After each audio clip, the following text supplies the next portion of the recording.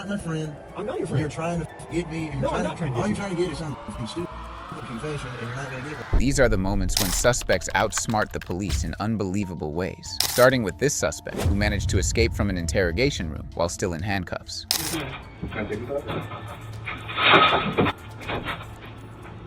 Oh, no! On October 18, 2018, Rock County Sheriff's deputies in Janesville, Wisconsin, showed up at a local high school and arrested 18-year-old Quantrell Schwartzlow on suspicion of strangulation, suffocation, and other disturbing crimes. They take him down to the sheriff's office interrogation room and try to question him, but Schwartzlow keeps mute and asks for a lawyer. The deputies had no choice. They take him back to holding. But this was all part of Schwartzlow's plan. During his first trip to the interrogation room, Schwartzlow had scoped out the interrogation, and he noticed something, a weak point. So suddenly, out of nowhere, he tells the deputies he's ready to talk. However, as the detective handcuffs Schwartzlow and brings him back to the same interrogation room, Schwartzlow immediately makes his move. Can I take this off or not? Just give me a minute.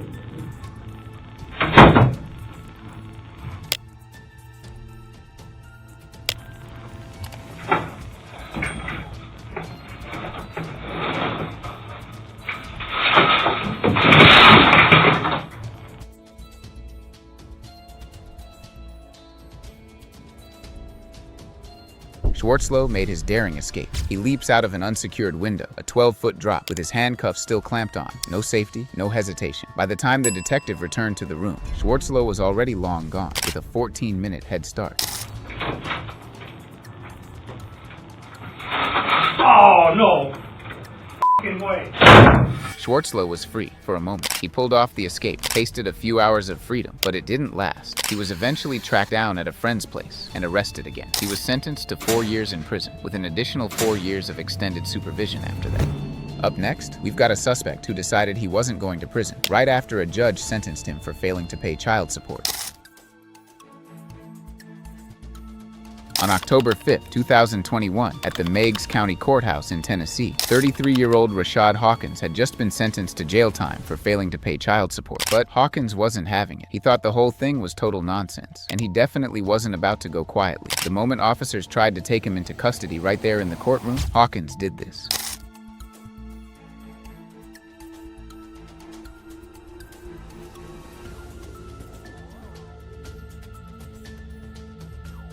Rashad didn't just resist arrest. He jumped off the second floor of the courthouse and made a run for it. The officer chasing Rashad looked like he was pushing retirement age. So yeah, he wasn't making that jump. Rashad got away that day and officially became a wanted man on the run. Next up, we've got a suspect who managed to outsmart over 100 SWAT officers. On February 6, 2023, Canton Police, SWAT, and other law enforcement agencies flooded the home of 52-year-old Gary Max, who had been shot earlier that morning around 5 a.m. Max was found lying on his lawn. The shooter, 22-year-old Jamari Harper, had attempted to break into Max's car, and when Max intervened, he was shot. With Max confirmed dead, the officers secured the perimeter to trap Harper inside, but there was a weak spot in the setup. Seeing this from inside the house, Harper jumped from the second story and made his escape, catching the officers off guard. Even with officers and their K-9 unit in hot pursuit, and despite Harper stumbling during the chase, he initially got away. However, he was eventually caught, charged for Max's demise, and ultimately sentenced to life in prison. These next suspects thought they could outsmart the judge, but this judge was no pushover.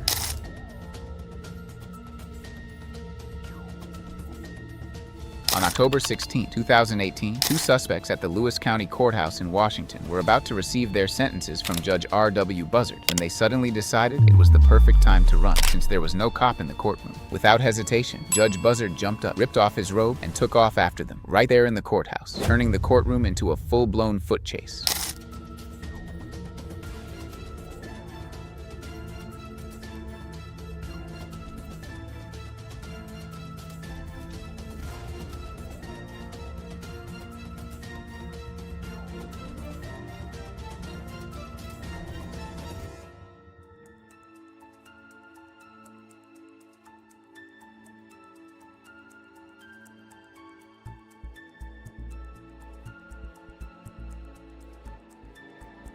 This fearless judge didn't hesitate. He chased the suspects from the third-floor stairwell all the way down to the ground level. And right there, he tackled one of them to the floor. Nearby officers saw the chaos unfolding and quickly joined in, chasing down the second suspect and taking him into custody. In the end, both suspects faced additional charges of second-degree escape.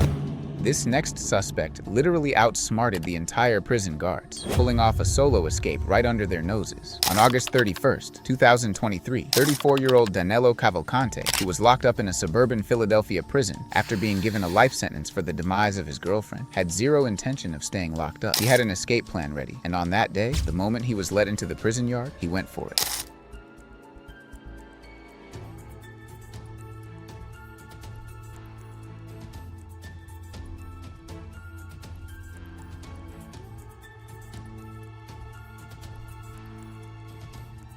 Cavalcante literally crab-walked his way up the walls, slipping out of the camera's view. A few months earlier, another prisoner had tried the same escape, but was caught right away by a watchtower officer. So much so that they even put razor wire on top of the wall afterward. But Cavalcante had his escape plan down to the last detail. He dodged the guard's sight, climbed over the razor wire, and managed to get away. No one even realized he was gone until over an hour later during a routine head count. The tower guard got fired, and a 14-day manhunt kicked off as Cavalcante cleverly evaded the police, eventually becoming something of a legend back in his hometown in Brazil. Finally, on the 14th day, after 34 officers in combat gear and 2 police K-9 units cornered him and arrested him, there was a sense of relief in the community, who had been on lockdown, living in fear, thanks to Cavalcante's hide-and-seek antics. The officers even snapped a group photo with Cavalcante in the middle, almost like he was a trophy. Cavalcante didn't just go back to prison either. He was faced with new charges: burglary, criminal trespassing, firearm violations, stealing a vehicle, and more. This next suspect tricked this officer in the most unbelievable way.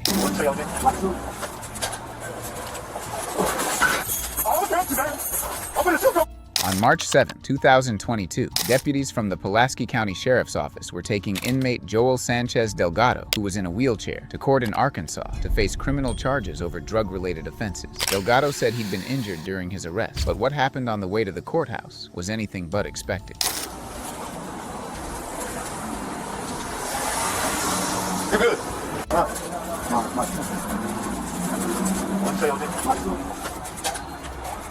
Hey, you see a shoe back there?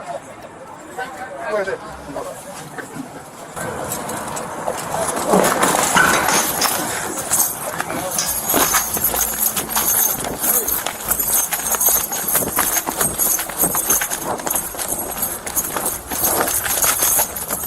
Oh, I'm gonna catch you, baby.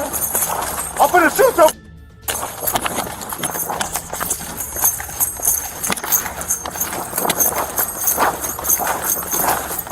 I ain't got my radio. Hey, can you call the police for me? Call the police for me. Hey, call the police. Call the police. Which way it go? Hey, bro. Which way it go? As the officer got distracted for a moment, Delgado struck immediately. The way he sprinted away so fast made it clear that his claimed injuries were fake. The officer eventually managed to call for backup using a passerby's phone, but by then, Delgado was long gone. Hours later, the police caught him, and now he's facing an extra charge for third-degree escape. Next up, we've got another dangerous criminal who outsmarted the police and broke out of jail. On September 2nd, 2016, North Las Vegas police brought in 25-year-old Alonzo Perez for questioning after he was arrested for shooting 31-year-old Mohammed Robinson, a father of 4, after Robinson refused to leave the door open for Perez's girlfriend at a fast food restaurant the month before. Given Perez's dangerous tendencies, he was cuffed to a metal bar in the interrogation room. But this wasn't enough for the crafty criminal. As soon as the detective left the room, Perez began working the cuffs against the bar, twisting and maneuvering until he broke free. He then casually returned to his seat as if nothing had happened. After waiting for a while with no sign of the detective, Perez climbed onto a chair, removed a ceiling tile, and hoisted himself into the crawl space above. He crawled through the ceiling, sneaking his way through the station until he landed in an unused passageway. From there, he slipped out through the building's back door, grabbed a work truck from a nearby parking lot, and took off. Perez was on the run for 4 days before being caught again. This time, there was no escape. He was hit with new charges and sentenced to life in prison without the possibility of parole. Please like and subscribe if you're enjoying this video.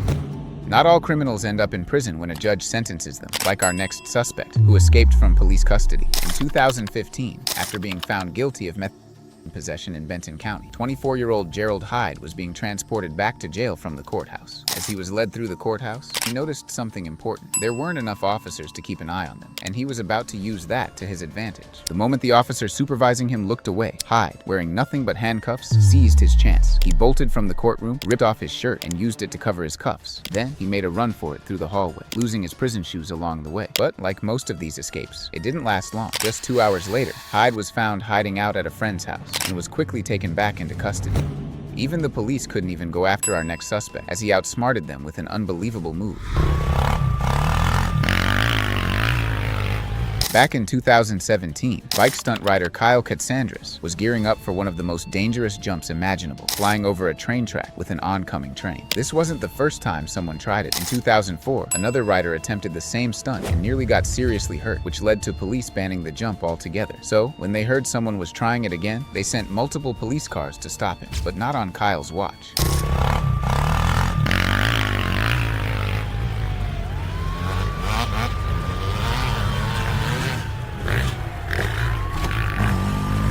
The biker managed to escape the cops, but they didn't chase him down. Their main goal was just to stop anyone from attempting the jump in the first place. Speaking of outsmarting the cops with an unbelievable move, our next suspect was no exception. On February 9, 2023, Auburn police officers were in hot pursuit of two armed robbers who had just tried to hit a Coastal Farm and Ranch store. One suspect ditched the scene and tried to hide, in a tree of all places, before being caught. But the action didn't stop there. The getaway driver in a silver Cadillac sedan was still on the run. What followed was a high-speed chase, reaching speeds over 120 miles per hour as the getaway driver refused to stop. As the pursuit approached a train crossing, a train was barreling through. The officer slammed on the brakes, but not the driver. He floored it, as it was clear he'd rather die than get caught.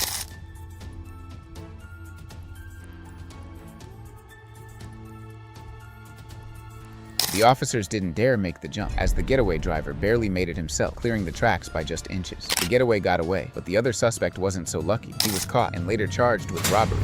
Our next suspect, a very dangerous man, managed to escape arrest in the most violent way imaginable. Let me just pat you down, make sure you put your hands behind your back. On April 27, 2023, a female officer in Oklahoma responded to a call at a building where 26-year-old D'Angelo Wright was reportedly hiding out. Wright had multiple felony warrants, kidnapping, aggravated assault, and had even strangled the caller. Previously, when the female officer arrived, Wright wasn't there. But this time, after reports that he had returned, she made the decision to go in alone. And that, as you'll see, was a very huge mistake. In here! Him? Yes, what the unsafe like a mother in here? No. D'Angelo? Yes. Are you D'Angelo? Yes. You know damn well you ain't got nothing. But that's all right. Let me just pat you down, make sure you ain't got nothing. Because this is crazy, you guys. This is crazy as saying stuff. Relax. Let me just pat you down, make sure you ain't chill. Do you live here, man? Yes. Yes, All man, my this is stuff. my Why apartment. you trying Put your hands behind your back. Oh my God, it's about to hurt. Stop! Go back! He knocked the officer unconscious and kept hitting her, even after she was already out cold, leaving her with serious injuries. After the brutal attack, he fled the scene. The next morning, officers found him hiding in the laundry room of a nearby apartment complex. He was arrested and hit with multiple charges, including aggravated assault and battery on a law enforcement officer, causing great bodily injury, and eventually sentenced to 35 years in prison. The next suspect, James, who the officer thought he had under control after cuffing him, ended up giving the officer the shock of his life. Ohio police arrested 31-year-old James Halavsa and two other men for shoplifting from a Home Depot. After the arrest, they were all transferred to the Brooklyn jail for booking and bond. While two of the suspects were taken to handle their bond, Halavsa was cuffed on the wrist to a security bench. But the officer had no idea what kind of mistake he had just made. As soon as the guard walked away, Halavsa got to work, skillfully loosening the cuffs until he broke free. He quickly scanned the area for any officers, and once the coast was clear, he bolted, running down the hallway and straight out of the police department's garage. Halavsa escaped, and as of the making of this video, he still hasn't been caught. The next officer tried to frame an innocent college student, but this kid was way too smart to fall for it. You have the right to remain silent. Anything you say can and will be used against you in a court of law. When's the last time you smoked weed? What? Why do you think it's tonight? Why do you think I smoked? I blew zeros, so now you're trying to think I smoked weed. On August 28th, A pair of overzealous Iowa police officers pulled over 19-year-old college student Taven Galanakis, a football player and wide receiver for William Penn University, for a traffic violation. Galanakis had his high beams on within city limits, which on an average day would have just resulted in a ticket. But things quickly escalated when one officer asked Galanakis if he was drunk. Galanakis denied it and even repeatedly asked for a breathalyzer test, confident in his sobriety. Instead, the officer insisted on a series of field sobriety tests, which Galanakis aced. Only then did the officer finally agree to use a breathalyzer, which Galanakis was more than happy to comply with. But watch as this dishonest officer tries to incriminate Galanakis anyway. Some very strong signs of impairment. Am I? All right, what I want you to do is make a tight seal around this and blow outwards like you're blowing up a balloon, okay? Ooh. All right. You ready? Yep. Okay, you can relax. So I'm gonna read you Miranda, okay? Right now you have the right to remain silent. Anything you say can and will be used against you in a court of law. When's the last time you smoked weed? Do not remember that. Tonight? Oh. Okay, well I think it's tonight. I've had no weed tonight. What? Why do you think it's tonight? Why do you think I smoke? I blew zeros, so now you're trying to think I smoke weed. That's what's going on. You can't do that, man. You really can't do that. Absolutely I can. Is he allowed to do that? Yes, he is. So I blow zeros and you suspect drugs, man. Even after the breathalyzer came back as a solid 0, proving Galanakis hadn't had a drop of alcohol, the officer still wasn't satisfied. Trying to justify an arrest, he shifted gears and started asking if Galanakis had gotten high some other way. During my field sobriety, it is indicative of impairment. So let's be honest. I'm being honest. You smoked some weed at your friend's house? No. You hit a pin? Nope. Okay. Why is your field sobriety so poor? What? Why is your field sobriety so poor? And why are you so lethargic and slow moving and speaking with a slurred speech? And your eyes are watery and your eyes are bloodshot. You know why they're watery? Right, it's rain right now, dumbass. No weed. I don't smoke weed. I play college football. I told you that. We get tested every Friday. Okay. Don't smoke weed. Today's Saturday. Okay. It's 30. Weed stays on your for 30 days. So if I did a test next week, I'd be off the football team. What the officer called performing poorly on the field sobriety test was really just Galanakis taking 9 steps instead of the 10 he was told to. A pretty ridiculous way to judge if someone is intoxicated, especially since Galanakis clearly passed the other tests. However, this officer was dead set on making an arrest, whether he had a legal reason or not. When's the last time you smoked weed? And he hesitated for a long period of time and said, I honestly can't remember. Turn around, put your hands behind your back. Being placed under arrest for operating while intoxicated, okay? I'm not intoxicated. Sir, I'm not intoxicated. I blew zero. The officer got his way and arrested Galanakis, taking him to jail. The blood test at the station confirmed what we all already knew. Galanakis wasn't intoxicated at all. Galanakis was eventually released, but he didn't let this go. He filed a lawsuit against the officers, their department, and the city of Newton for violating his rights. Speaking of shady cops, the next detective tried to trick a suspect into incriminating himself, but watch how this suspect destroyed these detectives. You're not my friend. I'm not your friend. You're trying to get me, or you're No, trying I'm not trying to get all you. you're trying to get is some stupid confession, and you're not going to get one. Back in 2011, local police in Georgia responded to a 7-Eleven after getting reports of a robbery in progress. But by the time they arrived, the suspect had already fled the scene. With no solid leads, the officers began searching the surrounding area. During their sweep, they heard some commotion coming from a nearby house. With nothing else to go on, they decided to check it out. And inside, they found Jeff Pearson, a known addict, sitting with a firearm in the house. Despite the lack of any concrete evidence linking Jeff to the robbery, he was arrested and taken to the station. There, the investigators tried to strong-arm him into confessing to an armed robbery that carried a minimum 10-year sentence in Georgia, a crime he probably didn't commit. But Jeff was no stranger to police tactics. Watch how Jeff outsmarted these seasoned detectives, all while going through severe withdrawal during the interview. I'm under arrest. For now. I'm under arrest. Yeah, I'll explain everything, but before I explain myself to you, before we talk to each other, I need to read your rights, okay? What am I under arrest for? Well, like I said, I need to read your rights first. Obviously, the charge is robbery, okay? You also have the right to stop answering at any time that you want until you talk to the lawyer. Does that make sense? You've probably heard these before, haven't you? Does that make sense? You understand your rights? It's kind of wild that the cops kept pushing Jeff to talk, right after reminding him he had the right to remain silent, which he was clearly doing. But when they finally managed to get him to speak, his statement completely shattered the detective's confidence, bringing it down by over 80%. If you got something that says you didn't do this robbery, this is your chance to talk to us. Okay, good cop. No, usually I'm the prick. You look like a prick. I'm not asking if you want to talk to me at this point. I just want to know, do you understand what I read to you? So am I under arrest? Yes, you're under arrest. Get me back to the cell. I don't talk to you. Okay. Jeff knew his rights like the back of his hand. He didn't have to say a word to the police, and he handled the situation like a pro. He simply asked to be taken back to his cell, which the officers did at first. But when they noticed that Jeff was clearly struggling with withdrawal symptoms, they tried a different tactic. The detectives offered him a Coke to get him talking again. Jeff took the Coke, but talking, not so much. Coke? What are you trying to talk to me about here? Talk to you about what happened last night. Look, here's the deal. Either you're in a bad set of circumstances or you went and committed an armed robbery last night. Yeah, right? I'm in a wrong place and wrong time, obviously. I didn't commit no robbery. All right, then let's talk about this. Let's I don't not have keep nothing. up I the don't act. talk to the police, man. I think it's in your best interest to. Man. How? I don't talk to you're the sitting police. here.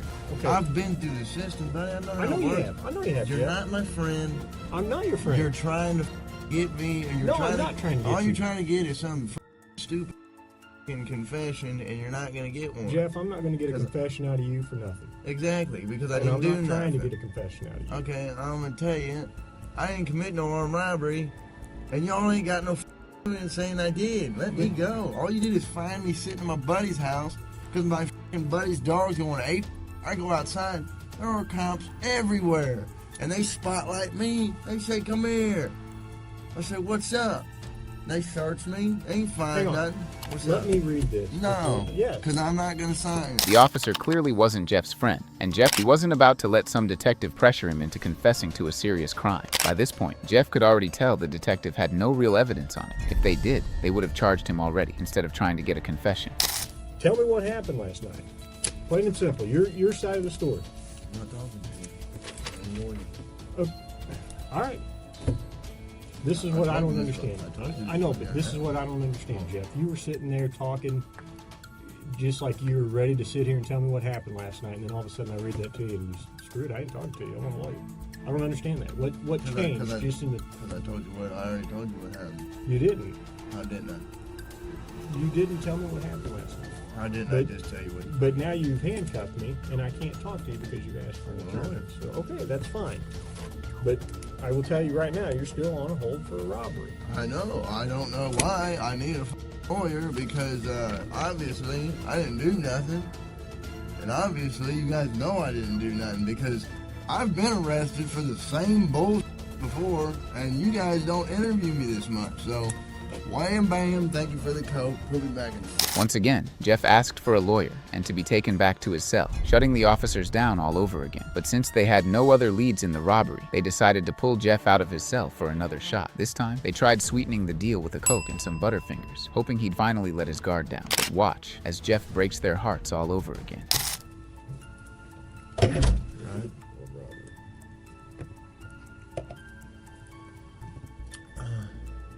Tastes good.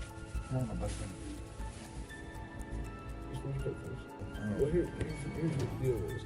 I have enough evidence of the armed robbery, okay? But, you know, if you're saying you didn't do it, you need to give me your side of the story. I didn't do it. Okay, well, give me your side of the story. You got to convince me. Because I got a lot of evidence. I got a lot of physical evidence. Well, like what? Maybe. Why should I tell you that? I mean, you haven't been helping me at all. You don't believe you guys didn't do it. Well, here's it. I'll give you one piece of my evidence, okay? Yeah. One piece. The phone for 7-Eleven was taken by the suspect. Here where that was, okay? It was taken by the suspect and thrown in the dumpster behind 7-Eleven. Okay? We got DNA off that phone. That's one piece of my evidence. I have a lot of other evidence. Jeff wasn't falling for these tricks. If the DNA the detective mentioned matched his, or if the detective had all that other evidence he claimed, Jeff knew he'd be in a courtroom, not sitting in an interrogation room. The detective then told him to confess, promising to put in a good word with his parole officer, as if that would mean anything if Jeff was headed for jail. He even threatened Jeff with the firearm found in the apartment, but Jeff still wouldn't budge, insisting it wasn't his. It looks like I am. If you're going to charge me with some bogus. You guys don't, I mean, what do you got really? That I was at a buddy's house and I happened to come outside because you guys were swarming the area and they fucking... What's yours come out of? I came out of the front door. You know what? I'm not saying that. I mean, you halfway know the system, how things work, you halfway don't.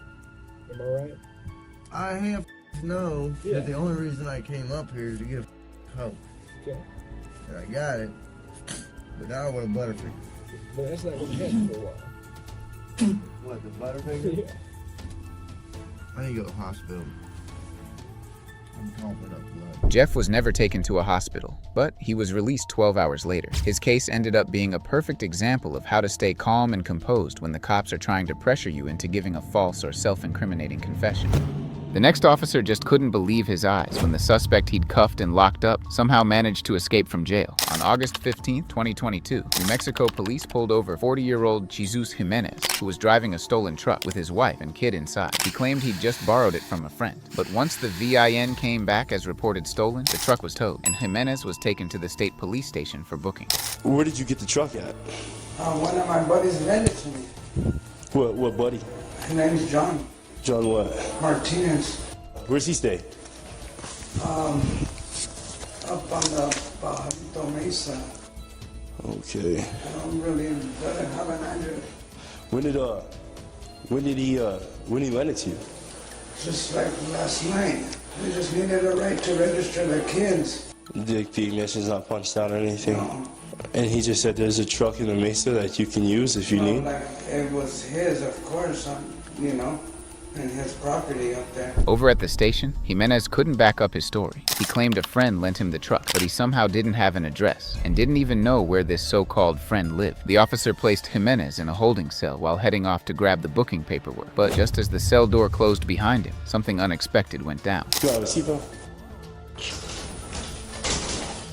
The officer shut the door, but there was a problem. The door didn't actually latch. It malfunctioned, leaving a small gap, and Jimenez wasn't about to let that slip by. He quietly opened the door and peeked around for any nearby officers. When he didn't see anyone, he seized the chance and started moving from door to door, getting closer to the exit while somehow slipping out of his handcuffs in the process. In just 2 minutes, Jimenez was outside, casually walking away, blending in and making sure not to draw any attention. By the time the officer returned, around 10 minutes later, Jimenez was long gone. However, his freedom was short-lived. A manhunt was quickly launched, and 4 hours later, Jimenez was recaptured. Handcuffs completely vanished. Where the cuffs at?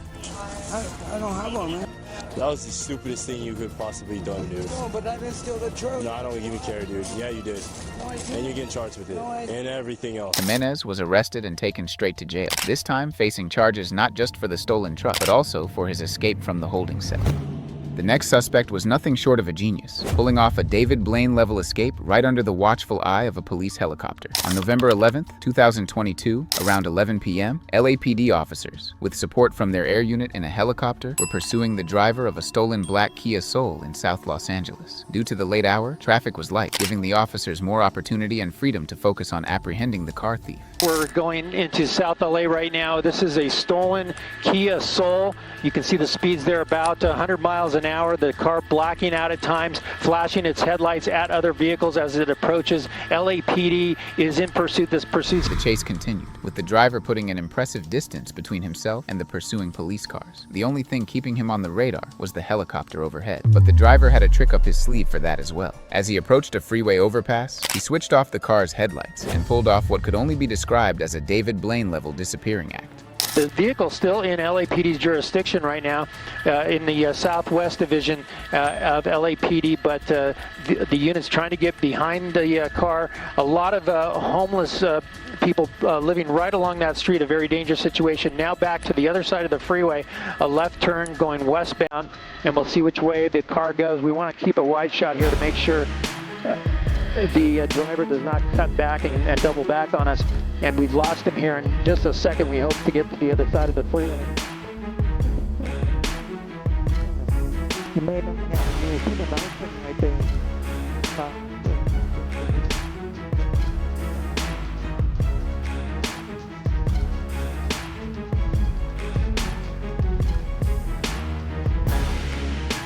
Right there. Yep. So it's hard to say if that driver actually came out or not, but there you see the units. I don't know if you saw the unit just turning right there. Right there underneath the freeway. Yeah, so we might see that driver pop back out here in just a second. Gil, do we know anything about the driver in the car and any potential occupants in there as well? No, we never heard if there was additional people other than the driver, but at this point, yeah, it was just the driver that we know so far in that stolen Kia Soul. Again, speeds 100 miles an hour coming down the 110 freeway. Here comes a unit through, and it looks like they don't have the vehicle, so maybe the vehicle is able to elude all of us right now, but they're searching now the area here. This is going to be 60th Street and Figueroa we're looking at there, but at this point it looks like the driver was able to ditch the officers underneath that bridge. Like a magic trick, the suspect vanished into thin air, evading police and disappearing without a trace. To this day, the driver remains at large. If you like this video, YouTube thinks you'll enjoy these too.